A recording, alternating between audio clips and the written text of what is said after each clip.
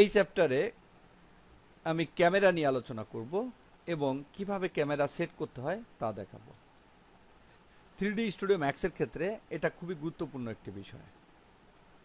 অর্থাৎ ক্যামেরার মাধ্যমে কোনো অবজেক্টটি কিভাবে দেখা যাবে অথবা কোনো অ্যানিমেশনটা কিভাবে দেখা যাবে সেটা সেট করতে হয়। এখানে একটা পার্সপেক্টিভ ভিউ রয়েছে।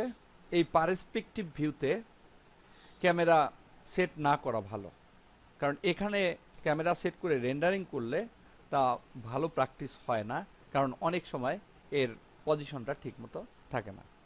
আমি ফ্রন্ট ভিউতে ক্যামেরা সেট করব। এজন্য ক্রিয়েট প্যানেল থেকে ক্যামেরাজ এই বাটনের উপর ক্লিক করি। দুই টাইপের ক্যামেরা রয়েছে, টার্গেট এবং ফ্রি। প্রথমে আমি ফ্রি টাইপের ক্যামেরা সেট করব। এজন্য ফ্রি এর উপর ক্লিক করি এবং ফ্রন্ট ভিউতে এর মাঝে এখানে ক্লিক করি। তাহলে এখানে একটা ক্যামেরা সেট হলো। আমি পার্সপেক্টিভ ভিউতে যাই এবং এখানে আমি রোটেট করে দেখাই। দেখতে পাচ্ছি ক্যামেরাটা পিছনে চলে আসছে। এখান থেকে মুভ টুলে যাই, এখান থেকে ড্রাগ করে ক্যামেরাটা এখানে সেট করি। দেখতে পাচ্ছি এখানে ক্যামেরাটা এভাবে সেট হলো। এই লোগোটির উপরে এভাবে ক্যামেরাটা সেট হয়েছে। আবার টপ ভিউতে আমি আরেকটা ক্যামেরা সেট করব।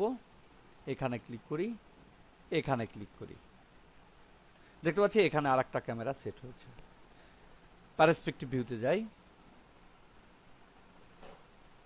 দেখতে পাচ্ছি এর বাইরে আরেকটা ক্যামেরা সেট হয়েছে। এখানে ক্যামেরাটা দেখতে পাচ্ছি, অর্থাৎ এর বাইরে ক্যামেরাটা সেট হয়েছে।